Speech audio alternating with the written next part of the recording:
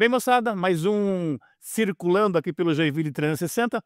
Comigo hoje eu tenho o prazer de trazer, falar um pouquinho de cerveja, falar um pouquinho de eventos, de locais maravilhosos que a Guti Brown tem, Henrique Saragossa. Cara, tudo bom contigo? Tudo bem, boa tarde, prazer estar aqui.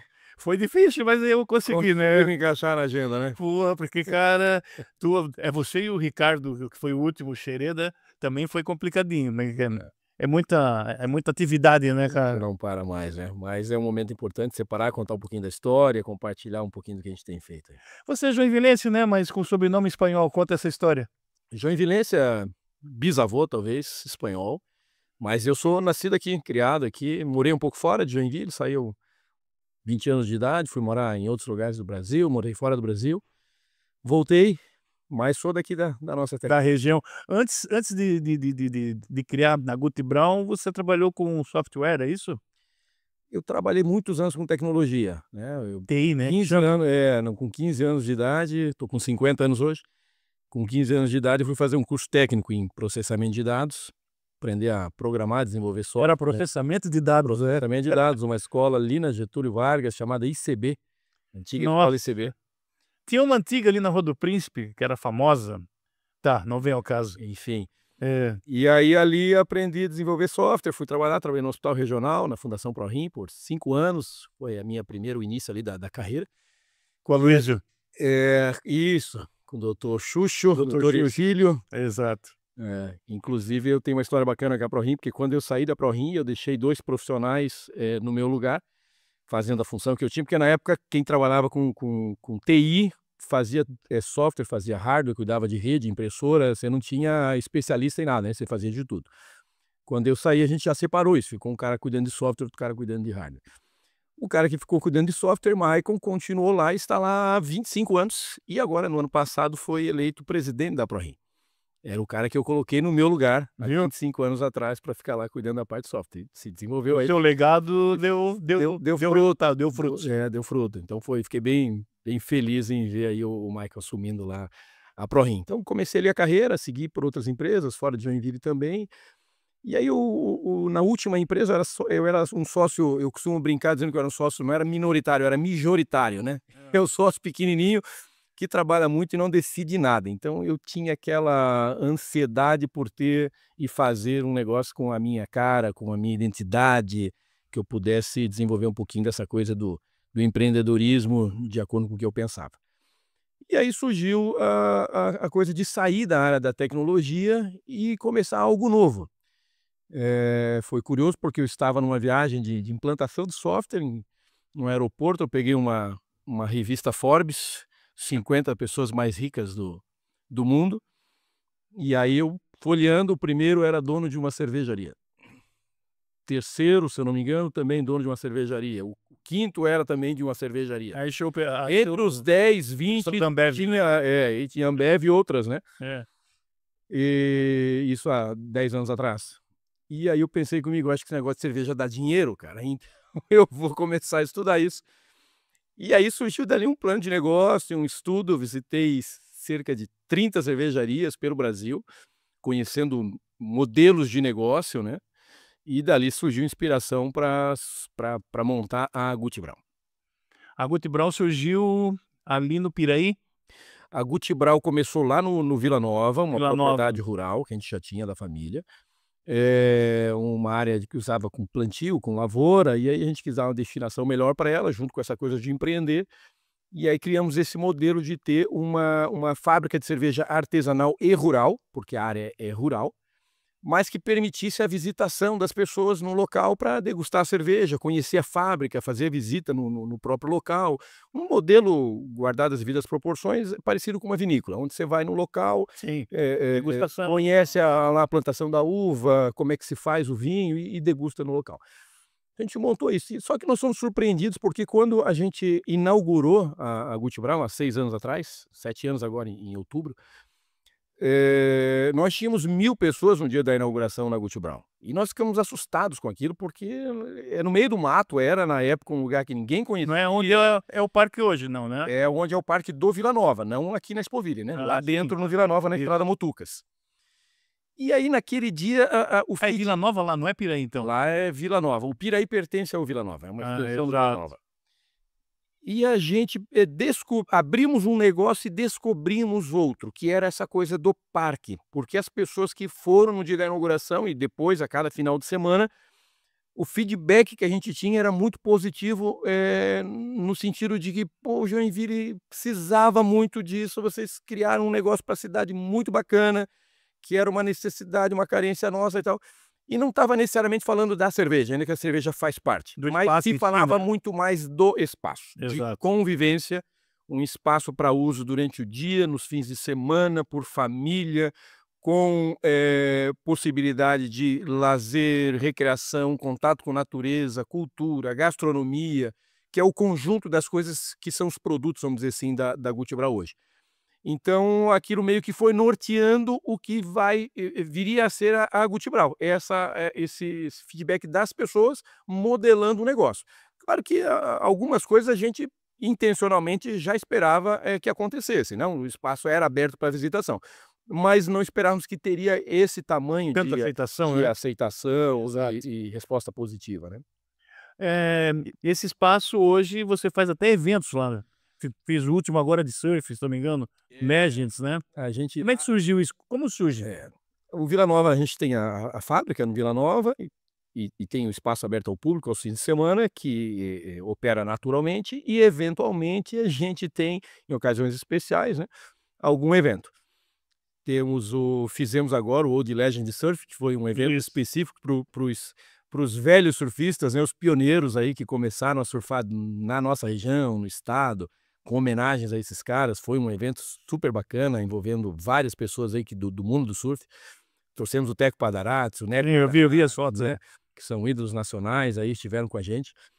Temos feito outros eventos, o Festival Viking é um evento muito bacana Ah, é? também, que celebra um pouco dessa cultura norueguesa, que é joinvilense É feito lá também. também? A gente fez lá 2 edições dele, 2 anos seguidos. E o pessoal vai trajado, E vai a a pessoal caráter? vem a caráter mesmo, a gente inclusive vai lá, mete umas tranças na cabeça, bota uma Hum. roupa viking, Umas peruca, né? uma peruca e tal, e é super bacana. O Viking nós chegamos a ter quase 10.000 pessoas de público no fim de semana lá no Vila Nova, assim, foi sensacional, assim, um Muitos evento. curiosos também, né? Vai muita gente, né, porque chama muita atenção, né. E aí, ocasiões especiais, então, épocas de outubro com as festas alemãs, a gente faz também evento, faz trabalho com eventos corporativos também, fechados, né, fazendo locação do espaço, mas é um espaço muito bacana para essa coisa do convívio das pessoas e tal, o que a gente tem lá, principalmente pela beleza natural do local, né. Em relação a esses eventos, você tem bebidas específicas. Você tem lá para Campo Alegre uma de pinhão, até por sinal tá aqui, Henrique? É, o Festival do Pinhão é outro evento que a gente faz, não no Vila Nova, a gente faz ele lá no Toma, Parque Dona Francisca, em Campo Alegre. essa aqui é de pinhão. E aí para o festival a gente produz uma cerveja com pinhão. É uma barley wine, é uma cerveja de receita inglesa, mas com adição de pinhão que dá um toque aí cultural próprio nosso da região. Então é a segunda edição do Festival do Pinhão, a gente fez no ano passado e está fazendo agora, neste mês, lá em Campo Alegre. E além da cerveja de pinhão, a gente faz pratos de pinhão, risoto de pinhão, sobremesas com pinhão, lanches com pinhão. Lançamos um alfajor nesse ano feito com pinhão, ficou espetacular, canjica de pinhão. Como é que é a produção Então, disso aqui, Henrique? a Como é feito? Só por cima? produção da cerveja, a receita base dela é normal, a adição de malte, Malte, lúpulo, lúpulo levedura, tal, como qualquer outra cerveja, e água boa, né? e água boa. E no caso do pinhão, a adição do pinhão já no processo ali. No primeiro processo Então, ele já primeiro processo, adiciona ele, fervura? o pinhão cru, triturado e tal, e mistura. O pinhão não é algo que gera muito aroma ou muito sabor, né. Ele não tem essas propriedades aromáticas Exato. nem de sabor, mas ele traz um certo amadeirado, então foi isso que a gente tentou trazer do pinhão para a cerveja, um toque meio amadeirado, tipo que o vinho faz muito com os barris de carvalho, né. Além dessa de pinhão, que é específico, né, que você faz por evento lá em Campo Alegre, você tem a hidromel, né, que nós falamos dos O vikings. hidromel. Como é que é essa da hidromel, pelo que eu li, é a primeira bebida do mundo. O hidromel é uma das bebidas Época mais época antigas dos vikings, né? fermentadas, anterior até aos vikings, talvez mais antiga que a cerveja e o vinho, E o hidromel, a gente fez ele por ocasião do Festival Viking, né, porque eles bebiam hidromel, então a gente faz, é uma receita basicamente é mel que vai para fazer a fermentação, fica uma bebida um pouco mais alcoólica, aí uns 10, 12% de álcool. Se parece mais, eu diria, com um espumante ali, demi-seco, do que propriamente com uma cerveja. Mas é uma bebida espetacular. A gente produz ela na época do festival, uma quantidade e acaba logo em seguida, assim, é muito rápido o consumo do hidromel, mas a gente mantém ele sazonal só por épocas dos eventos aí. Quem é a pessoa que pensa nisso, que produz isso, que tem essas ideias? É você mesmo? Isso A tua irmã também faz parte, né, ou não? não, a Andréia é minha sócia, né, Tua minha sócia, companheira. não é irmã? Ela tá junto comigo no negócio, É esposa ou não? o pai dela sim, Hum. o pai dela também participa eventualmente, o pai dela era cervejeiro da antiga fábrica da Antártica em Joinville, E seu Ingo Gutneck. Então ele tem uma larga experiência com cerveja e trouxe alguma contribuição inicial. Temos cervejeiros formados, né, que fazem consultoria com a gente, que eventualmente estão conosco na fábrica, trazendo novas receitas, cuidando de processo, e a própria equipe interna também da fábrica acaba contribuindo com sugestões de receitas, de melhorias, você também de faz coisas parte dessa equipe novas. toda? Sim, sim, estou junto lá. Se precisar produzir cerveja também vou para dentro da fábrica produzir, não é o meu dia a dia, mas a gente entende um pouquinho. Para ser mestre cervejeiro, é difícil ou não? Tem que se preparar, tem que ter experiência e tem formação específica, né, para produção de cerveja hoje, né. Inclusive em Blumenau a gente tem uma escola, né, de formação de mestre cervejeiro muito boa, e que tem produzido muitos profissionais aqui na nossa região principalmente.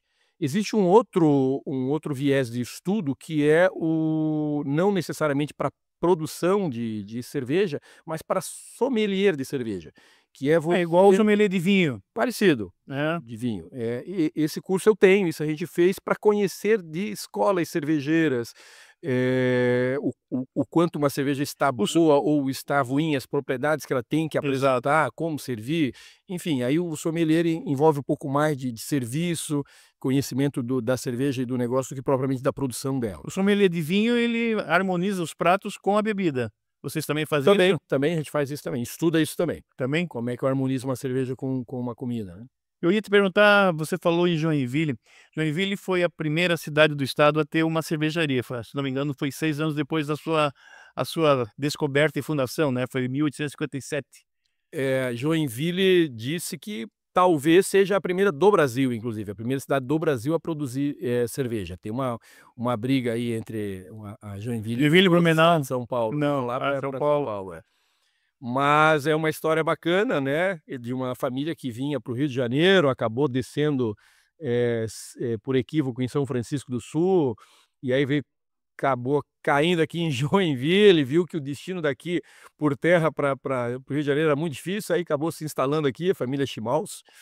E aí ele trouxe equipamento para produzir cerveja e começou a produzir cerveja já no segundo ano da colônia Dona Francisca, né. E aí nós ficamos aí desde a época com produção de cerveja, sem parar ininterruptamente todo esse tempo, né. Curioso que se diz que lá no segundo ano de Joinville nós não tínhamos ainda uma escola, não tínhamos um hospital, mas Mas nós já tinha tínhamos uma cervejaria. E por sinal a catarinense foi uma das maiores, aí depois virou Antártica, Isso. que era a melhor do Brasil devido à sua água, Isso aí, tem uma né, história legal, a gente lá no Vila Nova, a sua fonte, né. a gente tem inclusive lá nos fundos lá da propriedade da cervejaria, os pessoal que visita lá pode ver isso, uma tubulação de uma das primeiras adutoras de Joinville, de captação de água de Joinville, vem de lá daquele rio que passa nos fundos da cervejaria, captava a água do Mutucas e abastecia o centro da cidade de Joinville, É isso o há Piraí mais de 100 ou anos, é o não? próprio rio Mutucas. Mutuca. Foi uma das primeiras captações de água e canalização veio de lá. O Piraí vem depois, Cubatão vem depois. E essa água alimentava inclusive a antiga fábrica da Catarinense, que depois vira a Não é Antártica aquelas na Rua fontes 15. não é aquelas fontes que tem ali atrás, Posterior posterior, a isso vem os poços que são que descobriram cavados ali, e né. tal, Tá lá aí até hoje, né. tá lá até hoje. E aí começaram a fazer uso da água que tinha ali mesmo, mas num primeiro momento essa água vinha lá do Mutucas, que é onde nós estamos instalados. E se dizia antigamente que a Antártica era a melhor cerveja do Brasil, aqui de Joinville, pela qualidade da água. E de fato a água faz muita relevância, né, na produção de uma boa cerveja. Hoje nós não usamos a água do Mutucas, apesar de que nós estamos lá bem próximo lá da fonte da água, né. Isso que eu ia te perguntar, qual é a fonte, Nós o temos segredo do Gutibral? nós temos um poço de água artesanal, água mineral, com 150 metros de profundidade, e é uma água de excelente qualidade para produzir as cervejas. A Antártica, por sinal, tem até a briga da Champinha, lembra? Tampinha na época, se olhava, né, se É, era era de Joinville, Joinville, a Getúlio cerveja. Vargas, como é que é? Ponta Grossa, né? Tinha uma disputa entre as fábricas, né, de produção da Antártica, Brahma, enfim, mas a de Joinville tinha esse destaque por conta A da gente até água.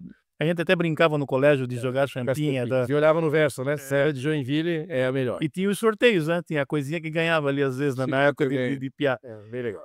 Eu queria te perguntar, a produção, cara, é muito elevada a sua produção? Não, hoje a Guti Brau Como funciona uma cervejaria, eh, artesanal? a Guti Brau, isso é uma definição estratégica nossa, a gente praticamente não vende para fora dos nossos espaços. A Guti Brau tem o parque lá no Vila Nova, tem o parque da Expoville na entrada da cidade e tem o parque em Campo Alegre. Cada parque desse tem uma pequena loja que a gente vende alguns produtos da marca, souvenirs, enfim, e aí algumas cervejas engarrafadas. E a produção de chopp e venda nos locais. Então nossa produção ela não tem um volume significativo, porque nós decidimos que nós queríamos produzir para o consumo local. Então não há hoje na estratégia da Guti Brau o desejo de expandir a venda da cerveja Guti Brau para prateleiras de mercado, para bares e restaurantes ou outros locais fora de Joinville ou da região de Joinville. E por que desta decisão? Porque, como eu havia comentado, quando a gente abriu a cervejaria e percebeu a necessidade do segundo negócio, que era a coisa do parque, a gente foi direcionando o crescimento do negócio mais para essa coisa dos parques, dos espaços, né, de consumo, da bebida, de comida e de todas as outras coisas que estão junto.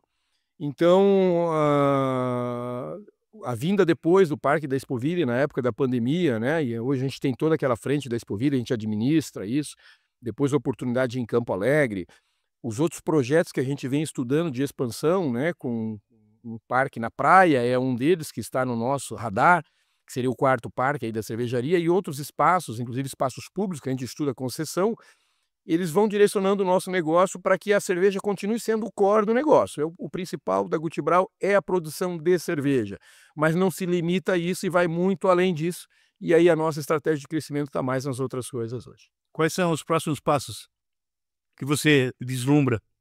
Então, aberturas de novos espaços está no nosso radar, né. Em Joinville Tem ou muita fora? em Joinville e fora de Joinville. Na praia, a gente tem intenção, aqui no litoral norte, de ter um beach park. Vínhamos evoluindo já há algum tempo com a cidade de Barra Velha, hoje analisamos Barra Velha, Pissarras ou Penha, aqui no litoral norte, a possibilidade de um parque da Guti Brau. E dentro da cidade de Joinville também mais 1 ou 2 oportunidades que a gente vem estudando, a gente ainda não abre o que é exatamente, mas são possibilidades de parques, mas segue na linha de parque. Segredo. E qual é e parque, não são bares, não são restaurantes, não são outros espaços. São espaços grandes, com natureza, com muita área verde, espaço de confraternização, com possibilidade de bastante público, que a gente consiga ter todos esses elementos aí que a Guti Brau tem em cada uma das suas casas. Em Joinville não falta espaço, né, Tem rural. temos bons espaços rural, também mais na área próxima de mar, a gente tem algumas coisas também, centro da cidade, né.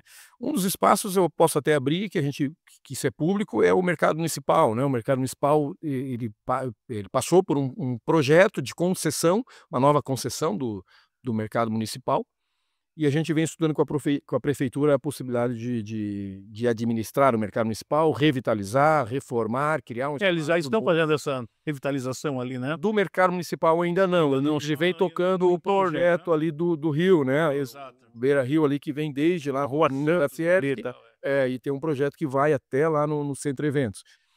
E aí o mercado municipal está anexo a isso tudo e ali, a prefeitura quer fazer uma concessão desse espaço para dar uma nova cara para o mercado municipal.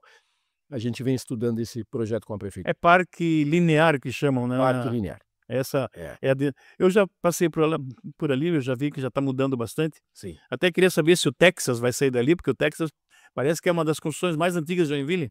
Não sei, não sei. Sabe o bar que tem ali na Sim, esquina, né? sim, sim. Do outro lado da rua, né? Do outro lado da rua. Sim. E falando em eventos seus, eu já cheguei a tocar na Rua 15, lá na Expoville. Ah, que legal. Não falei com você, falei com a tua equipe. A Expoville, eu lembro que nós estávamos entrando na pandemia, segunda semana de pandemia.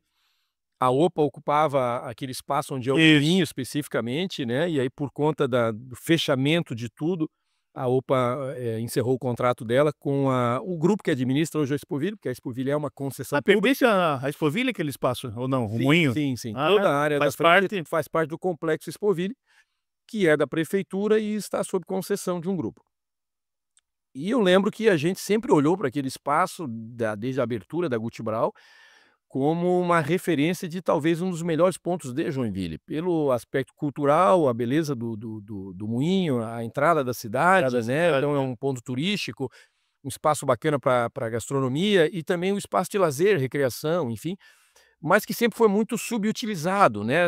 E talvez não cuidado com o carinho, a atenção que poderia ter, né?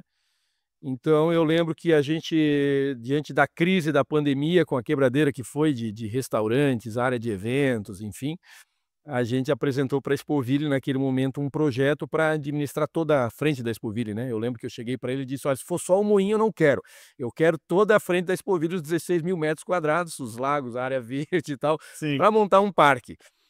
E aí eu lembro que eles até se assustaram, porque numa situação de pandemia e que eu particularmente estava analisando como é que eu ia fazer para pagar a conta de energia elétrica do outro dia, porque estancou completamente a receita, né, tudo foi fechado ali naquele mês de março lá de 2020, né.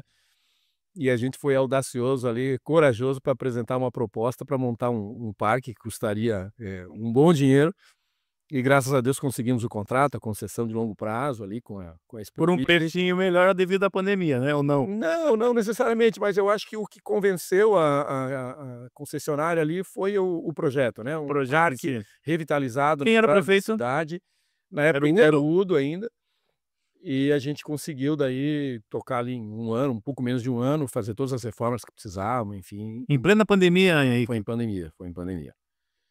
Não sei como, mas os bancos acreditaram que a gente faria um bom trabalho. Sempre os bancos. E vieram junto e graças a Deus deu tudo certo. Tu me falou dessa cerveja de pinhão e também me falou da cerveja cerveja não, o hidromel. Quais as outras marcas que você produz? Hoje a gente produz em torno de 10 estilos de cerveja. Estilos, né? É, Não é marca. estilos de cerveja. Alguns são de linha, que a gente produz sempre, e outros sazonais. Então, no verão, a gente tem algumas cervejas, no inverno a gente tem outras, né? E eventualmente a gente cria coisas novas, né? Mas a gente tem aí uma Lager, que é uma cerveja base, que todo mundo bebe, Pilsen. refrescante, uma Pilsen, né? A gente tem uma Munich Helles, uma cerveja alemã um pouquinho mais encorpada, uma IPA, que os apreciadores de De cerveja uva. artesanal, Não, a Fruit Beer, que é uma cerveja que tem adição de frutas vermelhas, é exato. uma cerveja boa e vai bem aí ao paladar das mulheres, principalmente, agrada muito. A gente tem uma Sour de maracujá no verão, A mulher cerveja adorou muito essa. boa também, bem Exato. refrescante. Essa de pinhão, uma cerveja um pouco mais encorpada, mais alcoólica, forte, né, é? mais forte, um pouco, 7,5 de álcool, mas uma boa cerveja para o inverno. Temos a Stout, que é uma cerveja premiada nossa, inclusive, como o melhor do Brasil, uma cerveja escura, que lembra muito malte torrado, café. Eu particularmente gosto muito da Stout. E temos uma cerveja chamada, o estilo dela é Oktoberfest Beer, que é uma cerveja também de origem alemã e que nós fomos premiados também como o melhor Oktoberfest do Brasil há 2 anos atrás. E é, para mim, uma das melhores cervejas que a gente já produziu, equilibradíssima, assim, malte, lúpulo, amargor, uma cerveja sensacional. Somente a adição do pinhão já aumenta o teor alcoólico, é? Ou não? O Por que muda o quanto teor alcoólico? o volume de açúcar que eu adiciono ou de malte na receita.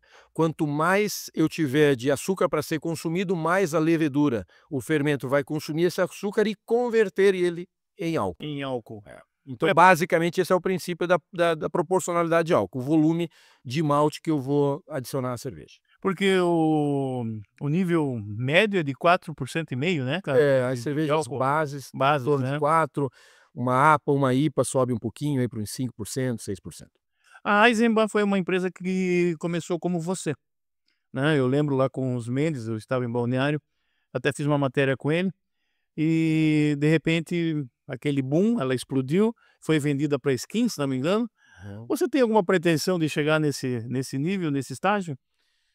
Não, a gente não tem pretensão, de expandir tanto assim o negócio ou de crescer, e sair de Joinville ou de ser uma grande cervejaria. Eu não sei o dia de amanhã, né. Mas hoje, estrategicamente hoje, a gente pensa Guti Brau como um negócio local. Então a gente quer ser uma cervejaria local, produzindo um produto de boa qualidade, que tenha uma boa aceitação na comunidade e que consiga agregar valor à comunidade, no produto que eu ofereço e no espaço que eu entrego para a comunidade. Então essa coisa de termos os parques e o que a gente oferece no parque tem essa proposta de encantar quem vem viver essa experiência, que via de regra é o joinvilense e eventualmente o turista que a gente tem, o viajante que passa por aqui. Tem apelo para ir para fora, né, de Joinville para São Paulo, para Minas, para outros lugares? Temos, já tivemos várias, ofertas, né, de negócio para a gente levar lá para fora, mas, a gente acaba descartando por essa intenção de continuar sendo local. E eu acho que o movimento que teve lá atrás do craft beer, que ele é muito mais americano, antes de ser brasileiro é um movimento americano, ele tem essa proposta de termos o consumo de produto local, seja de comida, de bebida ou de qualquer outra coisa, sendo valorizado pela região, né. Então eu acho que isso é o bacana, é você ir para uma outra cidade, num outro estado, e naquele lugar você querer experimentar o que é daquele local, e valorizar o que é de lá por um preço justo, enfim, mas com características daquele local. Então a Guti Brau tem esse pensamento. A gente quer ser uma boa cervejaria, quer ter bons espaços, nesta cidade, que é a nossa cidade, a cidade de Joinville. E o entorno, né, porque Campo Alegre é uma extensão aqui de É, Joinville, basicamente, né. enfim, é. É um bairrismo legal saber disso. E falando em bairrismo, Joinville e Blumenau tem um certo bairrismo em relação na produção de cervejas, as cervejarias artesanais. Existe isso realmente nesse meio? Não, eu acho que a comunidade, das cervejarias artesanais, principalmente, ela é uma comunidade muito unida, né, A de Joinville eu tô sabendo que é, né. a gente conversa junto com várias cervejarias, faz eventos juntos, existem associações, né, cervejarias artesanais que ajudam também nessa coisa, né.